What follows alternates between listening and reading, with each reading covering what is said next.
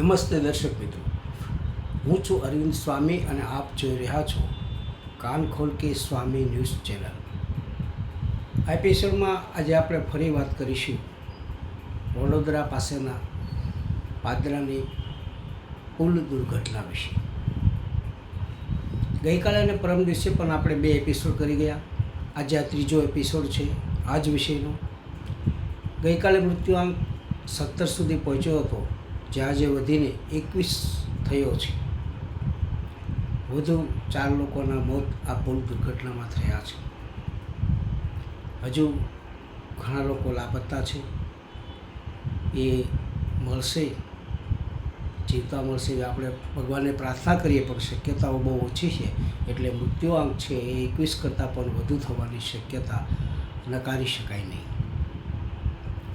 સરકારે આજે કામ એવું કર્યું કે ભાઈ જુદા જુદા બ્રિજ જે છે જે જિલ્લાઓમાં, એનું તાત્કાલિક એમને નિરીક્ષણ કરાયું અને 43 જેટલા બ્રિજ છે એ બંધ કરી દીધા સરકારે રિપોર્ટના આધારે, કે આ વપરાશલાયક નથી, ગમે ત્યારે અકસ્માત થવાની ભીતિ છે। આપણો સવાલ એ છે સાહેબ કે આ વડોદરા પાસેનો પાદરાનો જે ગંભીરા બ્રિજ છે એ ન તૂટ્યો હોત તો આ 43 બ્રિજ જે તમે આજે બંધ કર્યા છે ને એ બધા ચાલુ રહેત। આ ઘટના બની પછી તો તંત્ર જાગ્યું, પછી તો સરકાર જાગી અને પબ્લિકમાં એટલી બધી અવેરનેસ વધી ગઈ છે। મીડિયા પણ, ટેલિવુડનું મીડિયા અને સોશિયલ મીડિયા, અખબારોમાં પણ જબરદસ્ત સરકારની ટીકા થઈ અને એમાંથી કંઈક બોધપાઠ લઈ અને સરકારે 43 પુલ છે એ બંધ કરી દીધા। પણ સાહેબ એનો અર્થ તમારો રિપોર્ટ એમ કહે છે કે આ 43 પુલ એટલા માટે બંધ કરવામાં આવ્યા કે વપરાશના લાયક નથી, ગમે ત્યારે અહીંયા એક્સિડન્ટની ભીતિ છે, પુલ તૂટવાનો ભય છે, આજ નહીં તો કાલે નહીં, કાલે નહીં તો પરમ દિવસે અથવા નજીકના ભવિષ્યમાં। સાહેબ આ ક્યારે નક્કી થયું? પેલો ગંભીરા બ્રિજ છે વડોદરા પાસેનો એ પડ્યો, એ પછી સફાળું તંત્ર જાગ્યું અને ફટાફટ રિપોર્ટ કરી અને આપી દીધા કે 43 બ્રિજ છે એ વાહન વ્યવહાર માટે બંધ કરી દેવામાં આવ્યા છે, નહીં તો ચાલુ રહે અને હજી આવી કેટલી દુર્ઘટનાઓ બની હોત।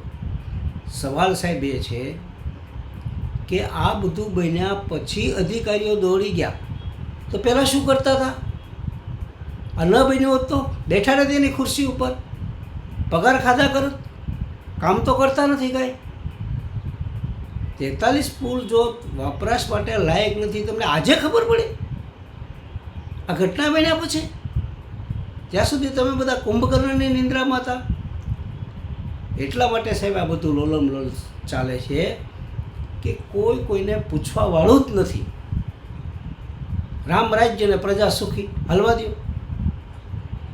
કોઈ પૂછે તો જવાબદારી ફિટ થાય ને, કોઈની કાંઈ જવાબદારી આવતી જ નથી, કારણ કે સરકારમાં જ 2 જવાબદાર લોકો બેઠા છે અને એટલા માટે જ તંત્ર છે ને એ આ પદાધિકારીઓ જે મંત્રીઓ છે ને એને ઉઠા ભણાવે છે અને આ મંત્રીઓ કાંઈ બહુ ભણેલા નથી, બહુ અનુભવી નથી, પહેલી વાર બધાને બેસાડી દીધા છે, એની લાયકાત નથી તોય મંત્રી બનાવી દીધા છે।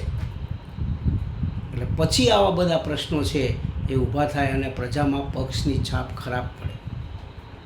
ખેર, આ ઘટના પછી સરકાર વધુ કંઈક બોધપાઠ લે અને આમાં જે કોઈ બીજા જવાબદારો છે એની સામે થોડીક ભારે કલમો લગાડે, જેને સસ્પેન્ડ કર્યા છે એને ડિસમિસ કરે અને જેલમાં પણ મોકલે। 21 લોકોના સાહેબ જાન ગયા છે અને કેટલાક તો એક પરિવારના 2-3 જણ પણ આની અંદર ભોગ બન્યા છે। એના પ્રત્યે આપણે સંવેદના વ્યક્ત કરીએ છીએ। સરકાર કરે કે ન, સરકાર તો 4 લાખ રૂપિયા નક્કી કર્યા છે, 4 લાખ રૂપિયામાં એ સંવેદના કહો કે શ્રદ્ધાંજલિ કહો, જે કહો, સરકાર છટકી જાય આટલું 4 લાખ કર્યા પછી। પરંતુ હવે લોકો ખૂબ જાગી ગયા છે અને એટલા માટે થઈ અને સરકાર ઉપર આ વખતે એક જબરદસ્ત પ્રેશર થયું છે। લોકોમાં જાગૃતિ આવશે સાહેબ તો ઓટોમેટિક સરકારને પણ સુધરવાની ફરજ પડશે, એ સિવાય આ સરકાર કોઈ સંજોગોમાં સુધરે એમ નથી। એક બીજી વાત આજે એ કરવી છે કે આજે આખો દિવસ મોરબીના ધારાસભ્ય ભાઈ કાંતિભાઈ મુરતિયા અને વિસાવદરના હમણાં જ આમ આદમી પાર્ટીમાંથી ચૂંટાયેલા ધારાસભ્ય ગોપાલ ઇટાલિયા, આ બંને વચ્ચે હમણાં વાકયુદ્ધ બહુ સરસ, બહુ સારું તો ન કહી શકાય, પણ એકબીજાને ચેલેન્જ આપી છે કે કાંતિ અમૃતિયા એમ કહે છે કે ભાઈ હું મોરબીમાંથી રાજીનામું આપી દઉં, મારી સામે ગોપાલ ઇટાલિયા ચૂંટણી લડે, એ જીતી બતાવે તો એને 2 કરોડ રૂપિયા આપું. અને ગોપાલ ઇટાલિયા ચેલેન્જ સ્વીકારવા તૈયાર છે. એમાં પાછા જે વાંકાનેરના ધારાસભ્ય જીતુ સોમાણી ખાટકા, એને કીધું કે ભાઈ કાંતિભાઈ અમૃતિ હારી જાય તો હું મારી સીટ ઉપરથી રાજીનામું આપી દઉં, કે એ કોઈ દિવસ હારે જ નહીં. પણ સાહેબ, આવું ધતિંગ કરવાનું, નાટક કરવાની જરૂર કેમ પડી? મોરબીના ધારાસભ્ય કાંતિ અમૃતિયા હું રાજીનામું આપી દઉં, પણ સાહેબ એની ત્રેવટ નથી રાજીનામું આપવાની, કારણ કે ભાજપમાં છે. ભાજપમાં તમે પાર્ટીને પૂછ્યા સિવાય કાંઈ રાજીનામું ન આપી શકો, બીજી વાર પાર્ટી ટિકિટ નહીં આપે, અને તમારી હિંમત જ નથી રાજીનામું આપવાની. અને પાર્ટીના અધ્યક્ષ કાંઈ એમ એને રાજીનામું આપવા દે, નાની નાની બાબતની અંદર તમે કોઈની સાથે ચર્ચામાં જીદે ચલો અને પછી કોઈ રાજીનામું આપી દો, અને રાજીનામું આપી દો પછી માનો કે ચૂંટણી આવે તો ખર્ચ તો બધો પ્રજાની ઉપર આવવાનો છે. ખરેખર તો નિયમ એવો કરવો જોઈએ કે જે ધારાસભ્ય રાજીનામું આપે, જે આપે, ભાજપ હોય, કોંગ્રેસ હોય કે આમ આદમી પાર્ટી હોય, અને જો ત્યાં પેટા ચૂંટણી આવે, કારણ વગર રાજીનામું આપે, તો સાહેબ આખી ચૂંટણીનો ખર્ચ ધારાસભ્ય પાસેથી વસૂલ કરવો જોઈએ. કાંતિ અમૃતિયા મોરબીના ધારાસભ્ય અને ગોપાલ ઇટાલિયા વિસાવદરના જે ધારાસભ્ય છે, અને ખરેખર જો રાજીનામું બંને આપી દે અને પેટા ચૂંટણી આવે તો આ 2 જણ પાસેથી સાહેબ ચૂંટણીનો તમામ ખર્ચ છે વસૂલ કરવો જોઈએ. કારણ કે ઢીંગલા ઢીંગલીના ખેલ છે. લોકોએ તમને 2 વર્ષ 5 વર્ષ માટે જ્યારે ચૂંટણી મોકલ્યા છે, ત્યારે તમે ગમે ત્યારે રાજીનામું આપવાની વાત કરો, તમે એવી જીદે ચડી જાઓ કે હું રાજીનામું આપું તો આપી દે, આમ છે તેમ છે. સાહેબ, તમારા પૈસા જાય છે અને તમારે રાજકારણમાં નથી રહેવું તો આપી દો ને રાજીનામું. એમ કહેવાની શું જરૂર છે? કાંઈ પ્રજા હવે બહુ સહન નહીં કરે. અને પાર્ટીના અધ્યક્ષ સી.આર. પાટીલે કાંતિ અમૃતિયાને સમજાવવા જોઈએ કે આવું વિધાન ન કરાય, તમે સત્તાધારી પાર્ટીમાં છો.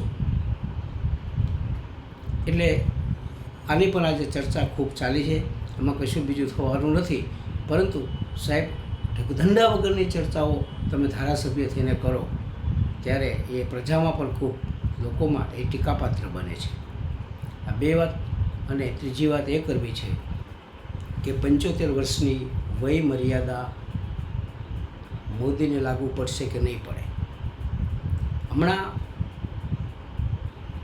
RSSની જે કાર્યશિબિર ગઈ થોડા દિવસ પહેલાં, એમાં મોહન ભાગવતે સરસંઘ સંચાલક છે, એને એના પ્રવચનમાં એક વાત કરી કે ભાઈ હવે 75 વર્ષ થઈ ગયા હોય તો 75 પછી હટી જવું જોઈએ અને બીજાને કામ કરવા દો, આવું એ બોલ્યા ત્યાં.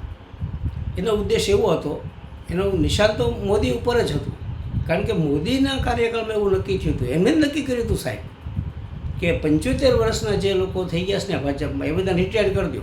માર્ગદર્શન મંડળ, એટલે માર્ગદર્શન મંડળ અમે તમારું માર્ગદર્શન લેવા આવશું, આવીએ તો ને કોઈ જતું જ નથી. તો અડવાણીને કાપી નાખ્યા, કારણ કે વડાપ્રધાન એ રેસમાં હતા. મુરલી મનોહર જોશીને કાપી નાખ્યા, કારણ કે વડાપ્રધાનની રેસમાં હતા. યશવંત સિંહાને કાપી નાખ્યા સાહેબ, એ વડાપ્રધાનની રેસમાં હતા. આવા જે ભાઈને નડતા હતા ને મોટા સાહેબને, એ બધાને કાપવા માટે થઈને 75 વર્ષ એને ઉંમર કરી નાખી. ત્યારે ભાઈના 75 નહોતા. હવે એવું થયું છે કે આ સપ્ટેમ્બર મહિનામાં 2 મહિના પછી નરેન્દ્ર મોદીના 75 વર્ષ પૂરા થાય છે, તો આપી દેશે રાજીનામું? આપી દેવું જોઈએ, કારણ કે એમને જ આ નિયમ બનાવ્યો હતો. હવે ભાજપના જ કાર્યકરો અંદર ગણગણાટ શરૂ કરે છે, ભાજપના જ રાષ્ટ્રીય નેતાઓ છે એ પ્રેશર ઊભું કરે છે, અને સંઘે તો કહી દીધું ઇશારોમાં કે ભાઈ 75 વર્ષ પૂરા થાય તો પછી આપણે હટી જવું જોઈએ, બીજાને કામ કરવાની તક આપવી જોઈએ. એ નરેન્દ્ર મોદીને ઉદ્દેશીને કહેવાયેલા એ મોહન ભાગવતના શબ્દો હતા. સંઘ પણ પ્રેશર કરે છે. જોઈએ હવે 2 મહિના પછી શું થાય. આજે નાના એવા સરપંચનું પદ છોડવું હોય તો પણ કોઈ છોડી શકતું નથી, તો વડાપ્રધાનનું આવડું મોટું પદ એ ખાલી નિયમના આધારે નરેન્દ્ર મોદી છોડી દે એવી કોઈ શક્યતાઓ જણાતી નથી. પરંતુ આ નિયમ બનાવ્યો છે અને બીજા પાસે એને પાલન કરાવડાવ્યું છે, તો એને પણ આનું પાલન કરવું જોઈએ. આ પાર્ટીનો નિર્ણય છે, આ કોઈ કાયદો નથી. એટલે ન કરે તો એમાં કાંઈ એને કોઈ ફાંસીએ ચડાવી દે નહીં, પણ કાર્યકરો એમ કહે છે ભાઈ તમે એક નિયમ બનાવો છો તો તમે એને ફોલો કરો. એટલે પાર્ટીના કાર્યકરો, જે રાષ્ટ્રીય આગેવાનો છે એ બધા, RSS સંઘ, આ બધા હવે જે કાંઈ નિર્ણય કરી, પરંતુ આગામી 2 મહિના છે એ કોઈ મોટી ઉથલપાથલના હોય એવું વર્તાઈ રહ્યું છે. બીજા એક વડાપ્રધાન પદમાં કોણ કોણ લાયક છે એની ચર્ચાઓ પણ શરૂ થઈ ગઈ છે. ભાજપના રાષ્ટ્રીય અધ્યક્ષ છે એને કોને બનાવવા એને માટે પણ સંઘમાં નવા નામ બધા આવી રહ્યા છે. 2-2.5 મહિનાની અંદર કોઈ મોટું પરિવર્તન થાય તો કાંઈ નવાઈ નહીં. ઠેર આ તો પાર્ટીનો પ્રશ્ન છે. પરંતુ સંઘ અને ભાજપ વચ્ચે જે અંતર વધતું જાય છે એના પરથી એવું લાગે છે કે આ ગાંઠ એટલી બધી સહેલી નથી કે એ ઝડપથી ઉકેલાઈ જાય. જોઈએ આગળ શું થાય છે. મારો એપિસોડ આપને ગમ્યો હોય તો લાઈક કરજો, શેર કરજો, સબસ્ક્રાઈબ કરજો અને બેલ આઇકોનનું બટન દબાવજો. અસ્તુ.